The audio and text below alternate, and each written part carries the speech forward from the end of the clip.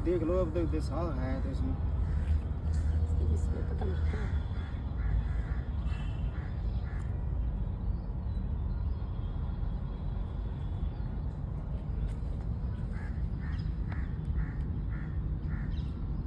ओए सांस तो ले रही है अभी तो मामड़ा देखना। इसमें इसकी वीडियो बना के देना एक बार, इसकी क्लोजअप।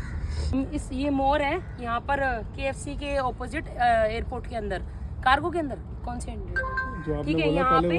अब इस मोरनी को हम लेके जा रहे हैं क्योंकि कुछ कुत्तों ने इसे घायल कर दिया है और हमने पुलिस कॉल अपनी तरफ से कर दी है, लेकिन अभी पुलिस की मौजूदगी यहाँ पे है नहीं। लेकिन हमें ये है कि अभी इसका ट्रीटमेंट जल्दी से जल्दी हो जाए, तो हम हेल्प के लिए ले जा रहे हैं ऑटो से। ठीक है।